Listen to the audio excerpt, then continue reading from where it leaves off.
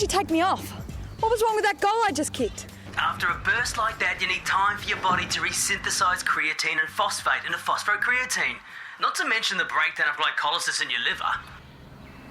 Hey? The benefits of exercise are many, particularly when it involves regular exercise programs, playing sport and training. Proper preparation for exercise is also important, but something that is every bit as crucial as preparing is recovery, and this can sometimes get overlooked. This program is about recovery from exercise. By exercise we mean a concentrated exercise session, like playing sport or training, not just the exercise we might do in the normal course of our everyday lives. We'll briefly recap the 3 energy systems of the body, take a look at the effects of exercise on each energy system, look at other effects of exercise on the body, and we'll examine strategies for recovery from exercise.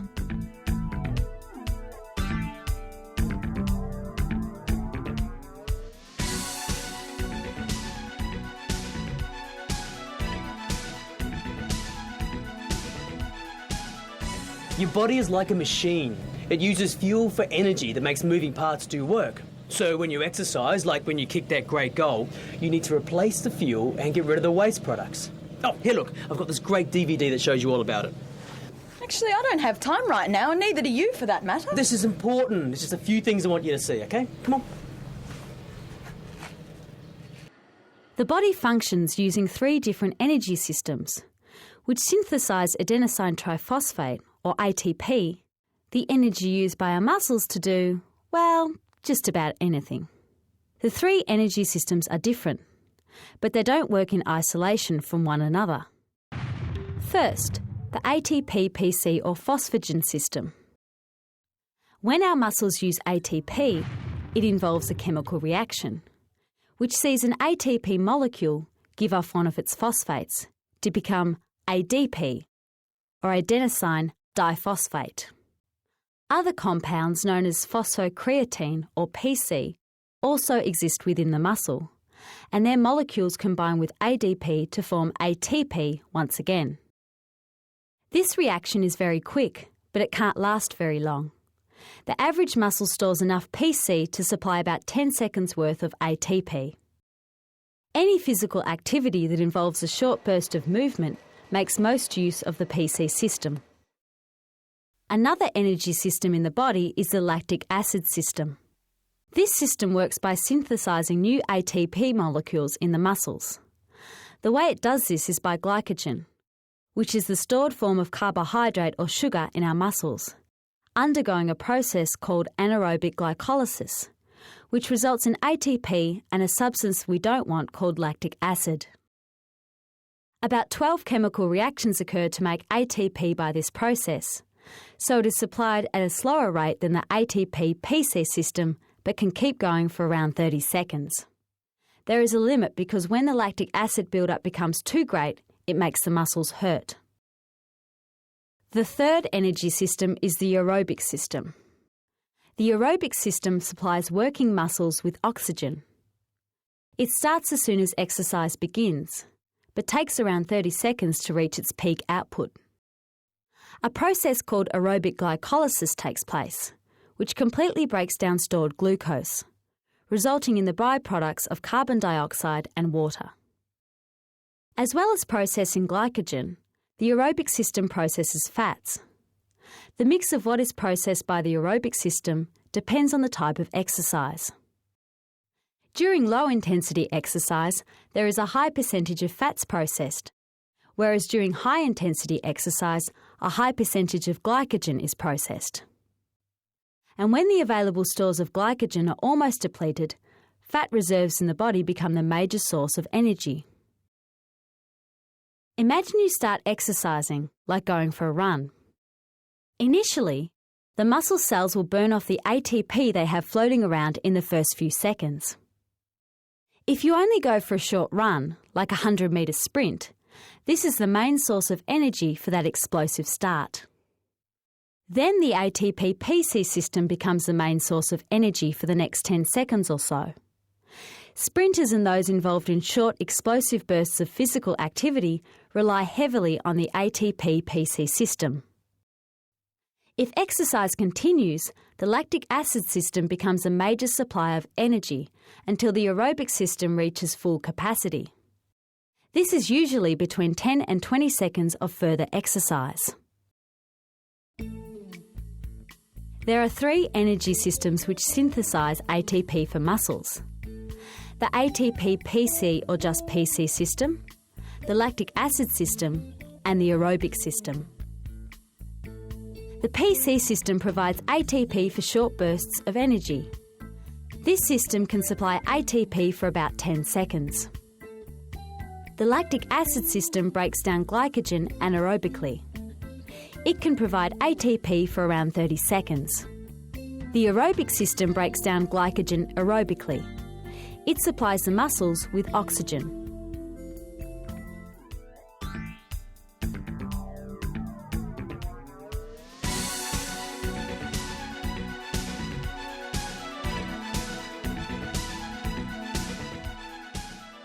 So if my body has three systems within it that make energy available, why do I get tired easily?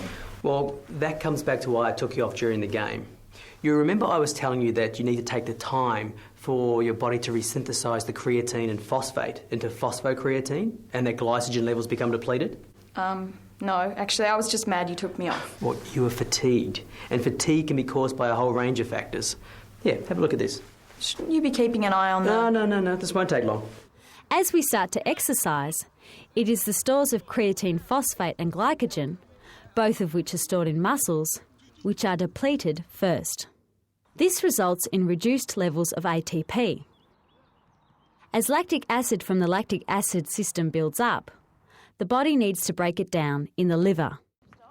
Once stores of fat become the source of energy, the body slows down because fats need more oxygen than carbohydrates to liberate the ATP. In other words, less oxygen is available to be transported to working muscles. Matt Hornsby is the strength and conditioning coach for the Richmond Football Club, one of the 10 Australian rules football clubs based in Melbourne. Exercise can affect those systems. Certainly the earlier systems, the phosphagen system and the lactic acid system, are less affected. We all have genetic limitations that allow us to improve those systems with exercise. The lactic acid system, probably the improvement comes from the body's ability to cope with the increased acidity and the body's buffering ability. And then the aerobic system, that is the area where we can get much more significant gains through exercise and really improve that area, and the utilisation of energy within the aerobic system can be greatly improved through the appropriate types of training. The PC and lactic acid systems are least affected by exercise. The performance of the aerobic system, on the other hand, can be significantly improved by exercise.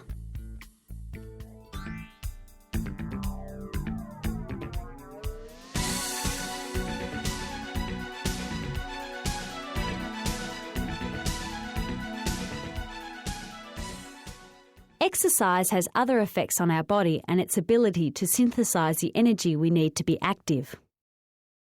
Our body temperature can rise during prolonged activity, and the process of vasodilation at the skin helps to cool the blood, which in turn helps to cool the working muscles. Vasodilation is essentially the widening of blood vessels to allow an increased amount of blood flow. When we produce energy, one of the byproducts of producing energy is increased heat within the body. And part of the thermoregulation of the body is to equilibrate the heat and make sure that the core temperature of the body doesn't increase too much. One way it does this is through vasodilation, which allows an increased amount of blood flow to the outer layers of the skin, and therefore dissipates more heat into the cooler environment. Various important compounds are lost to our body during exercise. Water is one. We expire it through breathing and we lose it over the skin through sweat. Fluid replenishment is extremely important for athletes. We also lose minerals in this way. The body's mineral balance is upset when we sweat excessively. The amount of fluid loss can be really dependent upon the environment that you're training in and also the type of training that you're doing or competition. Certainly within Australian rules football, we regulate our players' fluid loss quite accurately and particularly in the earlier parts of the season when we're in warmer conditions. And our players in the past have lost anywhere between 0.5 kilogram and up to 5 kilograms throughout a 2-hour game of football. And each kilogram equates to approximately 1 litre of fluid. Therefore, if they're 5 kilograms lighter at the end of the game, that equates to approximately 5 litres of fluid that they've lost. And that level of dehydration can have significant effects on the player's ability to concentrate, their endurance levels. So it's certainly a really important indicator for us, and it's important that we maintain the appropriate levels of hydration within each player. One of the ways that the body does regulate core temperature is through sweat loss, and so obviously when you're exercising you're generating more heat and therefore more sweat loss. And part of the component of sweat is sodium and potassium, which are really important electrolytes for the function of the body, and therefore fluid replacement is absolutely critical. It's not just during and after games that the body needs to recover. You're always telling us to allow enough recovery time after training as well. That's quite right. Some exercises, particularly resistance training with weights and plyometrics. Plyometrics. You know those leaping, bounding, hopping exercises we do during training?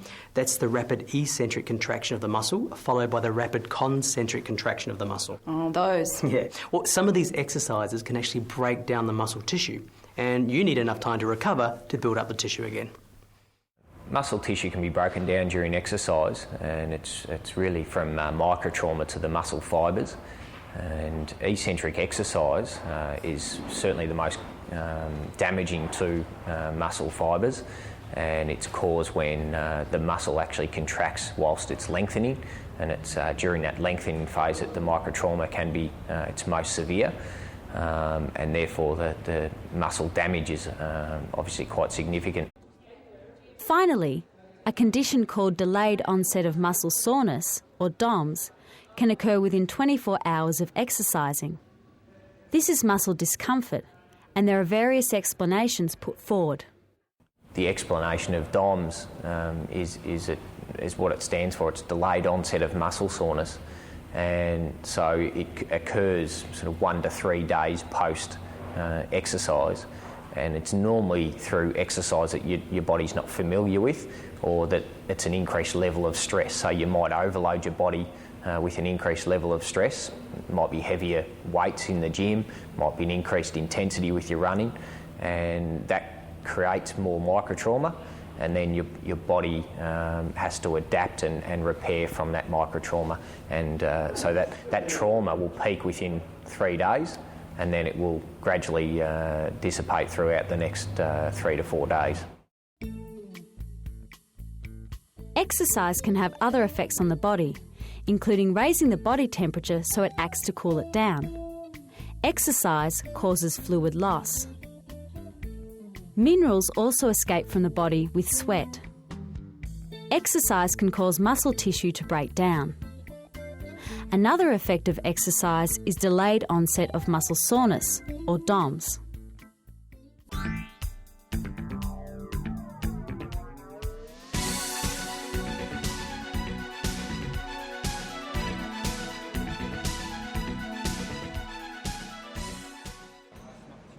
Recovery from exercise is critical for an athlete.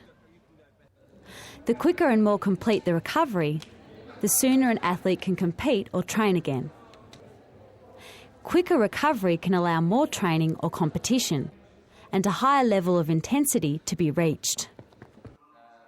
We mentioned Matt Hornsby is involved with an elite-level Australian rules football club. He explains a bit about the physical demands on players during a game. The game of Australian rules football is one of the most physically demanding sports in the world. It's played on a large oval. It requires the players to run anywhere between 12 and 20 kilometres during a 2-hour game of football, and it's also a collision sport, so it requires all different fitness components: strength, speed, endurance, balance, skill. So it's a very physically demanding sport, and therefore recovery is critical.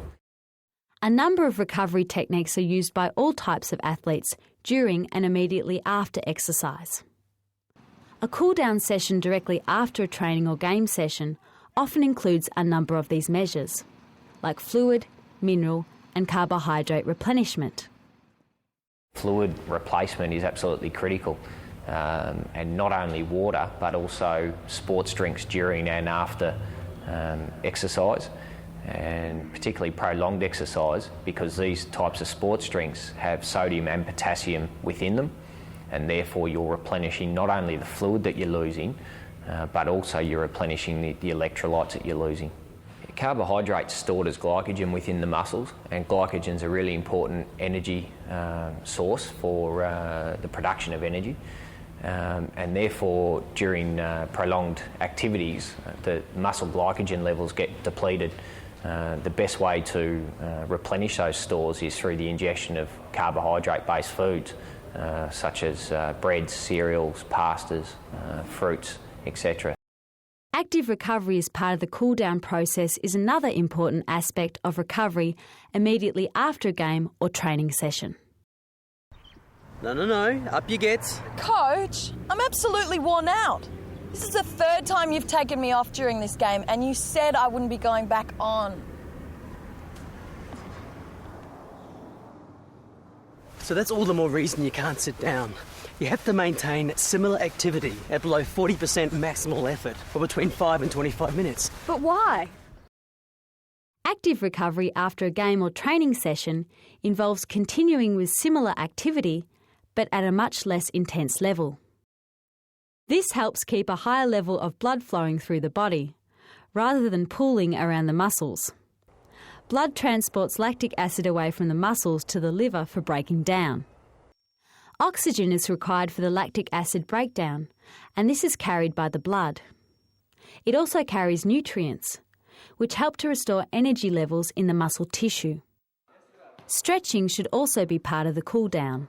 Active recovery is light exercise following more intense exercise. So that can be done through walking, easy jogging, through pool activities, light swimming. The body has a natural muscle pump effect where to reduce the potential for blood pooling within muscles, and so some light active recovery, so some light exercises can assist with that muscle pump post exercise, and therefore prevent the possibility of blood pooling after intense exercise. It's not only about lactic acid, it's more about the metabolic byproducts that occur that are part of the breakdown during exercise. So there's a number of different metabolic waste products that accumulate in your body post-exercise, and so that cool-down period actually allows for the removal of those metabolic waste products. Stretching is also an important component of the cool-down phase, in that during activity your muscles are tightening through continuous contraction. So post-exercise it's important to return your muscles to their pre-exercise length, because of the fact that they're tightening throughout the session. It's important then to do some static stretching to actually return the muscles to their pre-exercise length. Recovery from exercise is critical. Cooling down is important, as is the replacement of fluids and minerals lost during exercise. Carbohydrates can also be replaced by certain foods. Active recovery after exercise involves lower intensity exercise. This helps to keep the blood flowing and remove waste products. Stretching helps muscles return to their pre-exercise length. So why didn't you get me doing all these stretches the first time you took me off? Well, passive recovery was important then. You needed to allow the available oxygen to rejoin the creatine and phosphate molecules to charge up the ATP-PC system again. It happens any time when there's a break of activity during a game. Shouldn't you be keeping an eye on what the rest of the team is doing? Don't worry, this won't take long. So passive recovery is really just rest and nutrition. After high intensity exercise, when you deplete your PC stores, the first 3 minutes will allow for approximately 90% of those PC stores to be replenished. And to get full replenishment, you're looking at probably about 7 minutes as a minimum to achieve full replenishment of the PC stores. Recovery doesn't finish in the half hour or so after a game or training session. There are recovery techniques that should also be applied within 24 hours of an intensive session. Most of these are aimed at increasing muscle temperature to open up capillaries and increase blood flow to the muscles, which in turn increases the flow of oxygen to the muscle tissue. They include massage, hot and cold water immersion, gentle water exercise in a pool or the sea, and low-intensity exercise. Massage is really important for recovery as it stimulates blood flow and it reduces muscle tone, so that muscle tightness that you often get post-exercise. And it also allows for mental relaxation as well, which is fairly important after activity. And probably the other advantage of massage is that it allows the individual to audit their own body, to determine areas that are maybe vulnerable to injury, compared to areas that are feeling fairly good, that are pulled up well. So it gives each individual an opportunity to not only get physical benefits from it, but also mental benefits as well. The hot and cold, there's not a great deal of research out there to support. However, anecdotally, it's favoured by a number of athletes and has been used for a number of years. One theory is that the hot water dilates the blood vessels, so increases their size, and the cold water constricts the blood vessels. And therefore, alternating between hot and cold water immersion creates or stimulates that natural body pumping effect, whereby you can increase the removal of metabolic waste products through dilation and constriction of blood vessels. Coach, it's really nice of you to invite me round for a meal. My pleasure, Tola. And this way, I can make sure that your recovery is as effective as it can be. Recovery? What do you mean? Come in.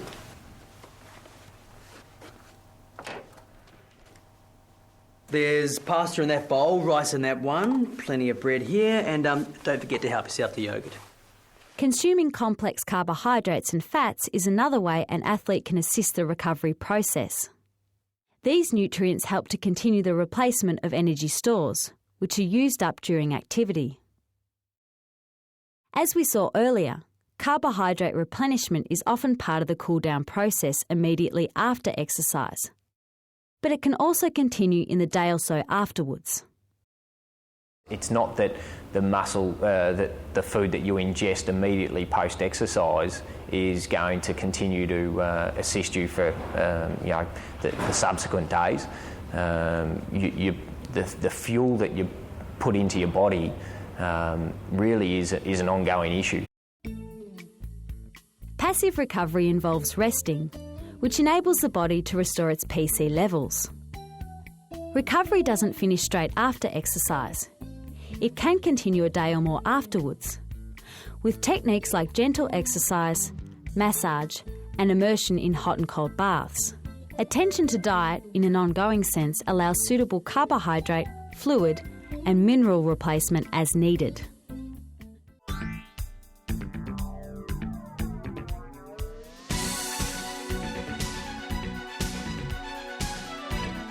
The body is put under considerable pressure and strain during a demanding game or training session, and recovery time and techniques are both crucial to keeping an athlete in top condition. Techniques include replenishing fluids, minerals and carbohydrates, and active and passive recovery immediately after activity. But the recovery process should continue beyond that into the next day or two. This ensures that when it's time to put the body under the stresses and strains of exercise again, it will be up to it. There you are. Your recovery is now complete from the weekend's game. Yeah, I feel great. And ready for next week's game. Fantastic. I'll tell the new coach. The new coach? Yes, I'm afraid I got so caught up in your recovery after the weekend's game that I forgot about what the other players were up to. Seems like we lost by quite a lot in the end. The chairman gave me quite a dressing down and the rest of the season off. The rest of the season? Yes, they said I needed time for recovery.